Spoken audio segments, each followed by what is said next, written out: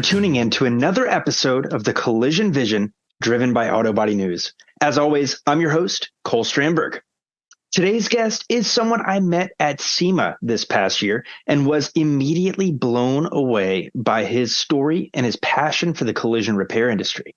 John Melendez is the owner of JDM Collision, located in Thornton, Illinois, just on the south side of Chicago.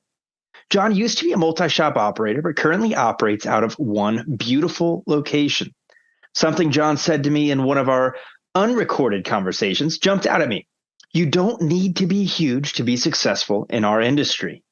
John is doubling down in the space, though, and we'll talk all about that, as well as a ton of other great things in our conversation today. Enjoy the show.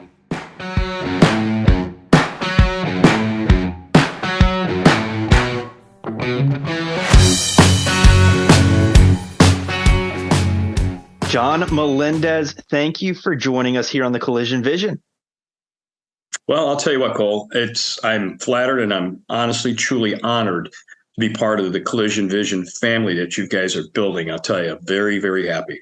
Thank you very much for the kind words and looking forward to a great conversation.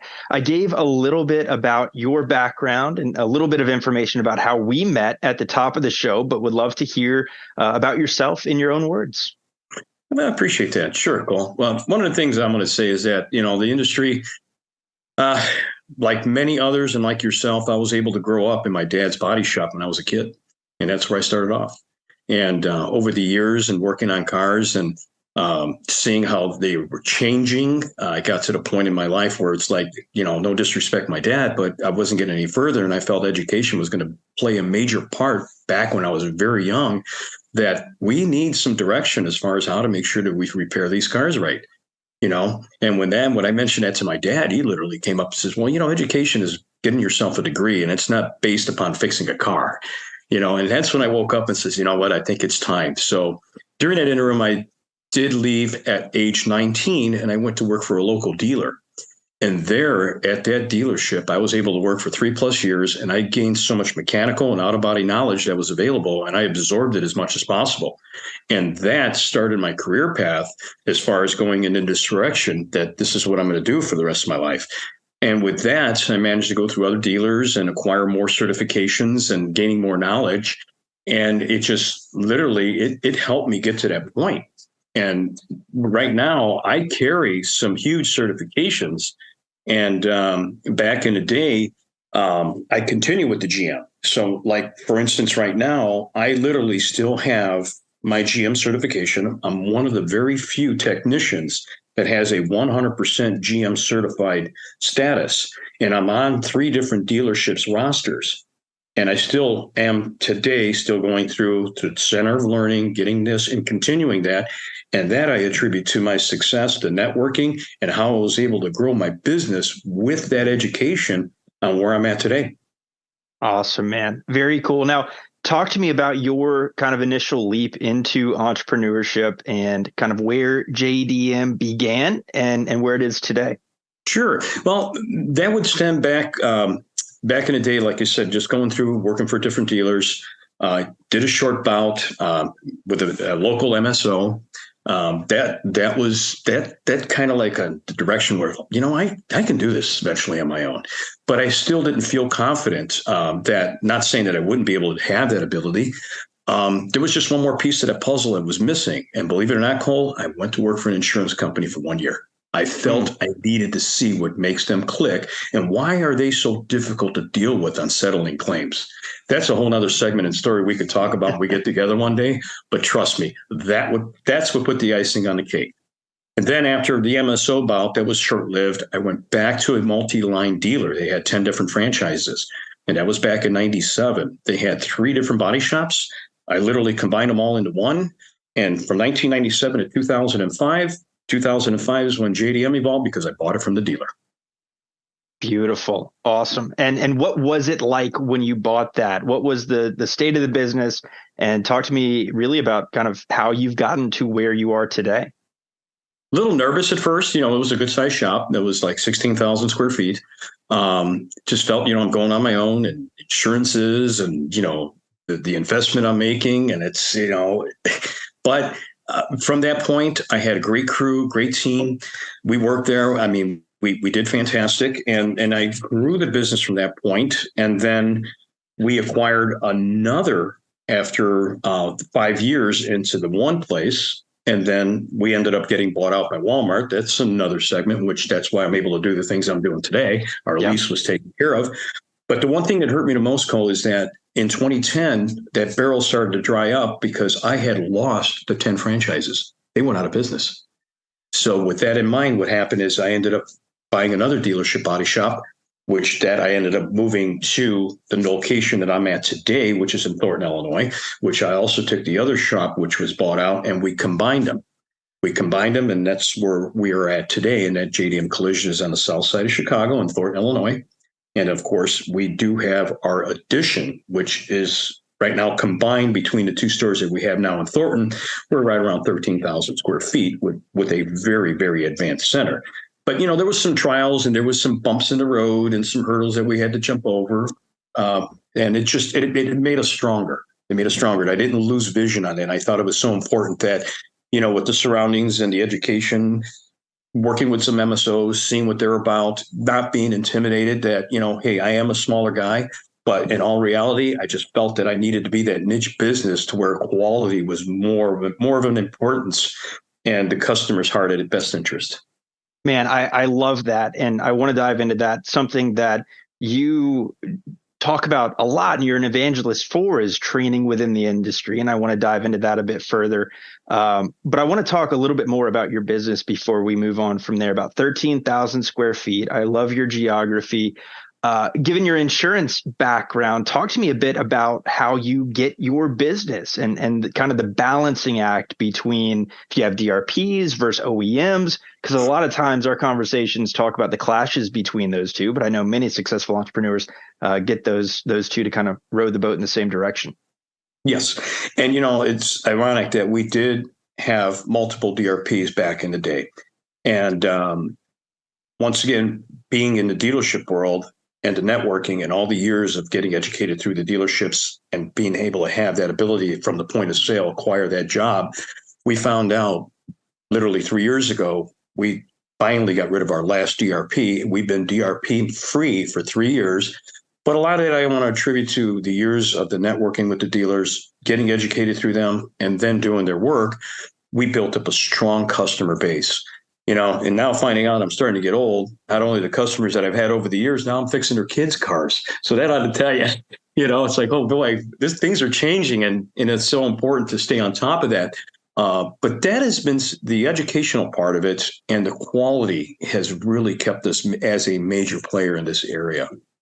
Yep. That's the reputation for sure. Do you think it's possible to have that reputation and build that reputation on the back of DRPs? Or do you think the future for, call it single location body shops and small MSOs, is to really pivot away from there and focus on that OEM and training piece? Yes. What are your thoughts there? Procedures, 100%. Honestly, Cole, that's exactly the direction we're taking for that simple reason. The retooling we're doing is focused on that. And when we say focused on that, take in consideration demographics. The shop is in a small little town. Now, what we're looking at is, I was fortunate to combine the two shops in the center of that. That's why I was so adamant about trying to strategically plant that to where I will not lose the customer base I had on one side of the town when I had the one shop, and in the other side of the town at the other. And both of them have both Chevy dealerships that we still service till today. So putting it smack dab in the middle, once again, not to be repetitive of demographics, gave us that cutting edge to stay in. Now, the Walmart shops, I got one on each corner, around the street. You know what? Not intimidated one bit, because the OE certifications have given us the advantage. Number 3, you don't need to be on a DR program when you're doing things quality-minded, and you do focus on having that type of status with your business, because now you're that niche. For instance, with us, right now we're on a hold pattern because of the new shop that's going up, that General Motors knows that with our certs, that once we have this new center open, that we're exceeding our limitations, but restricted parts. Cole, if shops would concentrate in their immediate area, there's so much that they could capture based upon that cert, having that gold status, and being able to service that car properly and being quality minded. take the DRP stuff out of the equation because they always try to do things at a cheaper level. Not saying that that's not a bad thing, but the point is that in some cases, there's no way that you could truly repair that car properly based on procedures, which a lot of these people that they have today, whether it's AI or these visual estimates, et cetera, they're not truly allowing us to do the proper damage analysis. And that's why I pulled away on the DRP side based upon the liability exposure I give myself and my business once I sign that check. They indemnify themselves. Now I'm on the hook. So why would you put up with somebody that's going to tell you this is all we're paying or this is all we're going to allow you to do, and you still don't fix the car right? So I think those are major factors that everyone should take in consideration in this type of industry and business, not only their exposure, but if you truly want to get ahead and get a return on your investment, repair the car properly, and everything else will follow behind it. Well put. And you can tell we have some mutual friends because these are conversations that we've had here on the show. And really, that's what it's all about, right? We have to repair vehicles safely and properly, and we have to do that the right way. And love the pivot you've had. I keep kind of picking up little tidbits about your business that continue to keep me on this topic before we move on. But talk to me about the decision to consolidate 2 stores into 1. And I'll frame that because it sounds like it was a great business decision for you. But in today's day and age, sometimes perhaps ego gets in the way of consolidating stores and decreasing that store count. Talk to me about the logic and the business sense behind doing that. Honestly, Cole, the reason why that was done, first of all, is I finally ended up buying my own brick and mortar. The leases were issues. When I say issues, the one major store that I purchased second after the first dealership was on a lease agreement in which they decided, John, we would prefer to have this space and occupy it. We're not going to allow you to do your option. So that truly did force me into putting the 2 stores together. But realistically, that was a plan that I have with some property that I have purchased in Northwest Indiana to build this most advanced center. So what I did is by combining that gave me the ability to go ahead and invest in the proper equipment to acquire more than just one certification so I don't have all my eggs in one basket. So with that in mind, we went to the latest and greatest on the fixture benches, the electronic measuring systems, just to the point where now I am tooling the shop because we are mentoring our own employees, which I just started a program here just last 3 weeks. We're on a little pilot program. Needless to say, who that was with or is with. But, these are the things that swayed my decision that it would be more manageable for me to concentrate on just getting the one location up and running super tight, acquire the certifications that we feel are going to be beneficial to the business and get a good return on my investment. Okay, by having the right equipment in place. So therefore, that equipment will couple that certification I'm acquiring on one will couple with multiple. Is it beneficial for us to proceed with this other brand or this make or model? And that's what we've done. And of course, just to hit on a segment over past issues as far as spray booths. If you're in the market for a spray booth, guess what? Our location now is being converted over to handle the medium duty platform for that reason. We see a market share for that. Just based on studies that I personally have gone out and looked at and saying, well, wait a minute, while this barrel's drying up or these consolidators are gobbling up all this work, how can I be different? And that's the direction that I'm taking right now. Man, so forward looking. I love the strategy. And you made a point that, as a listener of the Collision Vision, I like to bring in M&A and consolidation in any conversation I can. But to that, being strategic with your OEMs and not having that, quote, customer concentration concern is just smart business. And I commend you for that. That's awesome. And you mentioned training. It's a great segue into the fact that you were featured last year in an article by Auto Body News. And I'll be sure to link that in the show notes, by the way. Sure. The article discusses your focus on kind of that continuous training and improvement. It's what you're known for around the industry. Talk to me about that and how do you go about doing that? Well, it was a surprise. And I'm going to mention a name, Liz Prosser, ICAR. I'm at ICAR conference because I am the chairman for Northwest Indiana. I hold up that chairmanship and I've had that seat for 4 years now. You're simply a busy man. Of passion. And did not expect any of this, Cole, honestly. So as I'm in St. Louis at conference last year, I've got some awards, Brandon gave us a couple pins, a couple other things, and I didn't expect it. I'm doing it. I get involved with the colleges. I love it. I really do. And it just gave me a sense of security that, you know what, the education has been my success over the years, why I'm in the position I'm in today. Why not continue that? And at the same time, be realistic. I might have a diamond in the rough I might find in the process of the time that I'm volunteering, just trying to be business smart about it, So they went ahead and were talking, and Liz is like, hey, John, how far have you been with this? And she went into full detail. She goes, I want to give you a call. Okay. Next thing you know, I get an email and a call says, we want to feature your shop. I says, you're kidding me. I thought, oh, no, that's going to be nothing. No problem. Then I get an email from Stacy Phillips Roman, and she's the one who had up the article. And then I was like, okay, this is for real. My God, I have the best body shops, the book that she wrote with Dave Lohr. I'm like, this is the true Stacy. I'm like, I was on cloud nine. I was like, I can't believe this is actually happening, and that evolved. And then we went into detail as far as, how well the shop is done. And truly it's been based on the education. I feel it's been so important. And that's actually differentiated us over the years with our competition.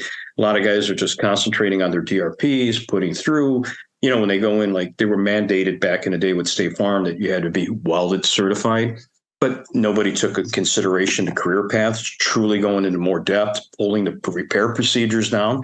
All that was forced once I got into the gold status with GM, because we were one of the first 100 shops that got on the GM network because of the GM status I had with the dealerships that I mentioned to you earlier with the certifications that I've continued with.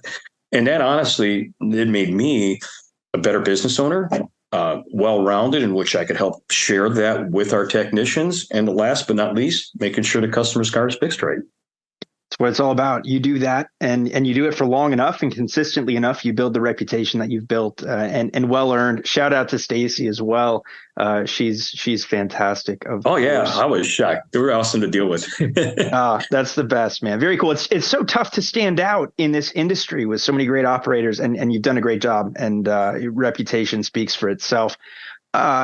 We met, as I mentioned at the top of the show, at SEMA, specifically at CIC at SEMA, and had a great conversation. And it's there that I discovered your passion for the industry and for the training, and want to continue digging into that as much as we can. But kind of zooming out before we zoom back in, something that I spoke on, and you and I have spoken on this privately, is the fact that there's never been a better time to be a business owner in the collision repair industry, and that our opportunities from here are numerous, and they're kind of all good.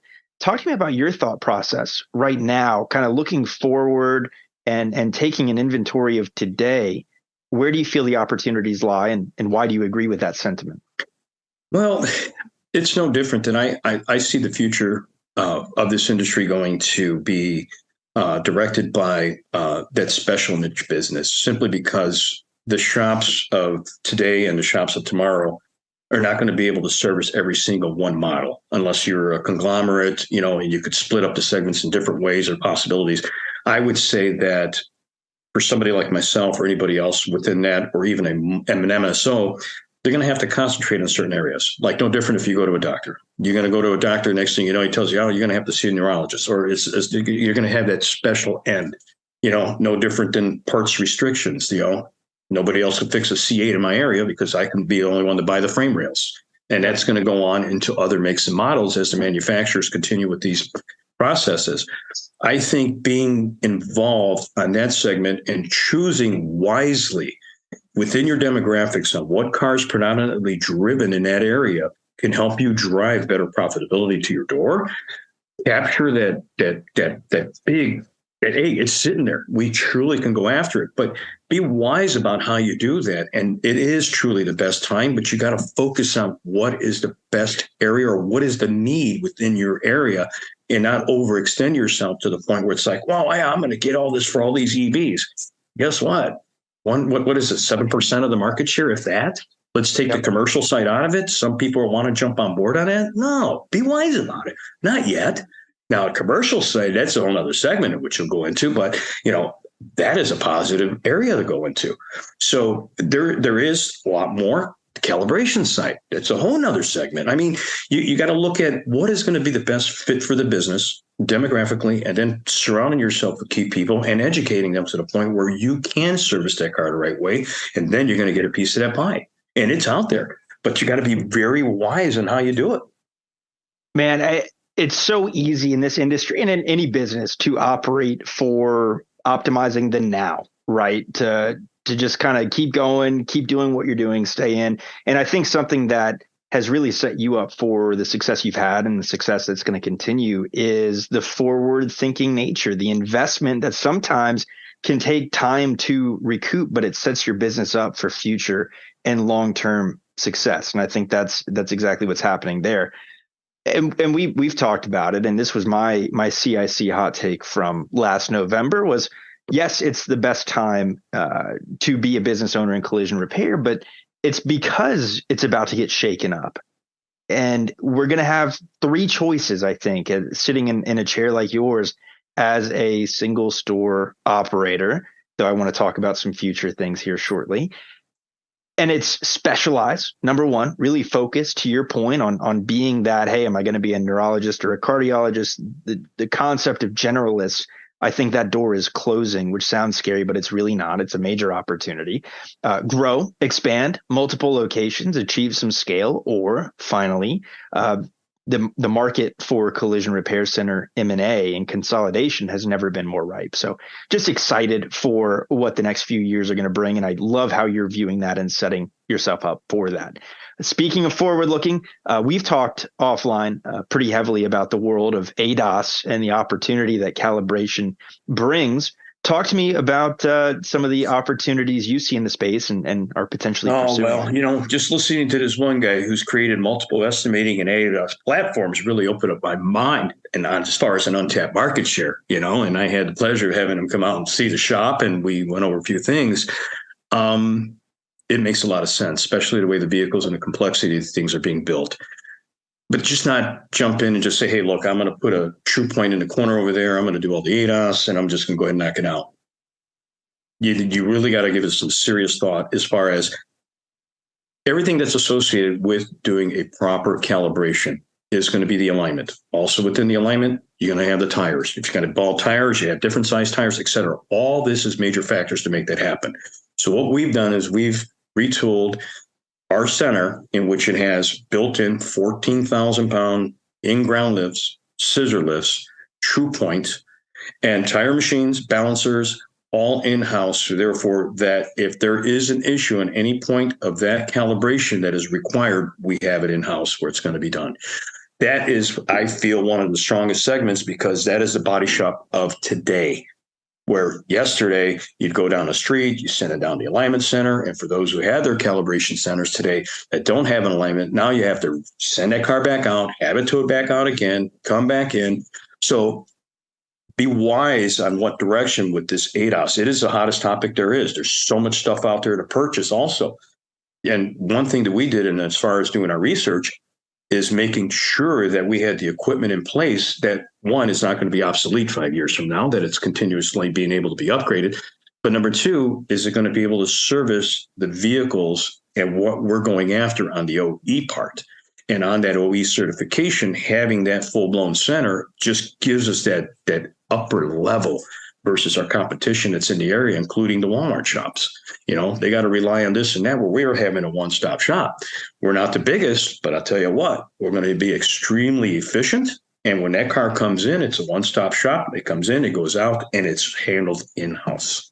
I think that is the biggest chunk that I could grab a hold of in the ADAS segment, but by being able to truly service that car to the fullest extent with no sublet issues at all. I mean, not issues, but not having to sublet it out and then subjecting yourself to issues. Yep. Remove some variables from the process, right? And not to mention a lot of these services you mentioned are potentially very profitable if done right. But done right is the key word. It's another liability piece and safety piece. There's no just clearing it out. You got to make sure if you're going into ADAS, you're going all in. and you're Exactly. making sure to do it. And I dove in, Kel. I dove in all the way. I figured, you know what, let's go. But trust me, the contractors and dealing with this stuff, trying to get this going, it's so close. And it's probably going to be open by the end of the month if everything goes good. Oh, beautiful. Well, that's exciting, and a great segue into as well. You're good at this. You're just teeing me up for success here. We've talked a lot about the past of JDM. We've talked a lot about the present. What do you view the future of your organization looking like? Oh, we hit on that opportunity. Let's see. As far as the future, Cole, you know, this curve hit me a lot quicker than expected. And then, of course, once again, through the podcast and talking with Mike Anderson, with Frank, I mean, you name it. That's when I decided to jump on, grab this brownfield, convert it over, expand my existing repair center to an advanced center, incorporate the calibration with it. It truly wasn't my complete dream, but I figured if I didn't strategically make these plans now, then my growth would be limited. And I'm hoping that the growth that I'm going to have here is going to allow me to really have my dream come true. And that's going to be developing the 3 acres that I have in Northwest Indiana that's on a corner next to a Myers, at a light, at a Tesla charging station. So with that property that I've had for the last 4 years, it was put on hold due to the COVID circumstances. I mean, when you look at that, I mean, my construction costs were going to double. My interest rate more than doubled. And that's when I said, no, let me do this on a smaller side, get it going really strong, show exactly what we're about, and then be able to make that opportunity come up and make that future center with a classroom that I want so bad, so it can have and train our own employees, or for instance, even offer training outside with iCars assistants, you know, just to get back to the industry on top of it. Beautiful. I love it. Well, I look forward to keeping in touch and keeping an eye on the exciting opportunities ahead for you and your organization. Before we start to wrap up and get into the 3 key takeaways, is there anything we didn't discuss that we should before we part ways? Yeah, you know what? This is completely off the subject. I feel, you know, the podcasts and the individuals and the company that are inside of your podcast family have done a phenomenal job, including yourself, and we can't thank Auto Body News enough for that. I think, Cole, that you should possibly come up with a Collision Vision podcast summit. Incorporate that summit, whether it be with SEMA or CIC or some other conference that's out there, and have all your recipients and past podcasters come in and we all join forces together. And that would be one powerhouse of information that's going to be out there that we could all have and converse and have a great time. It's just some food for thought. Well, thank you for the kind words. That does sound like an absolute blast. And you're absolutely right. Present company included. The guest list of the Collision Vision has been just unbelievable. So fortunate to be able to sit here in this format and pick very smart people's brains about this industry and the future. And it's been a blessing. So I love that idea. Would be super thrilled to try to put something like that together, and appreciate you pushing me to dream a little bit bigger. That's exciting stuff. So thank you for the kind words. With that, let's go ahead and dive right into, as you know, we like to end each episode of the Collision Vision with 3 key takeaways. In your mind, what would those takeaways be from our conversation today? Well, considering as somebody of my size and caliber, do your studies of demographics. Know your market share, especially you want to survive and going through this curve. If you're not into the ADAS segment, find somebody that's going to be very beneficial to your business, because it's going to be an important part the way these new cars are coming out today. I think that's very important. So to say that you're not going to have that part of the segment within your repair processing, but definitely make sure that you're properly equipped. Okay. And you know exactly where you're at demographically. I would say that would be one part of it. Second is going to be passion. You know, I'm very passionate about the industry. I will continue with that. I think that's important, because if you love what you do, you're going to do it better on a daily basis. And last but not least, the most important, education. Education has been the positive direction that has helped me over the years and has been able to help me be in the position I'm in today. Wonderful. 3 really great actionable takeaways. And one last point on the education piece to body shop owners sitting out there listening, impressed with your knowledge and your education. What are the most efficient ways to get educated out here in this industry? You know, we're very fortunate. iCar has changed drastically. Back in the day, like we hit on earlier, if it wasn't for me getting involved with the dealerships, there was no way I was going to get any other education because iCar was in existence. Now I'm starting to show my age, which I don't want to admit that. Okay. But the point being is that right now, the career paths that are available, from the welding to the hands-on, there's so much there that a true shop owner and their staff could benefit from. And one of the biggest rewards is going to be by continuing the education is acquiring the gold status. Now you're setting yourself up to where you're going to be able to go ahead and achieve an OE certification. And that's one of the prerequisites with them is you have to be gold class certified.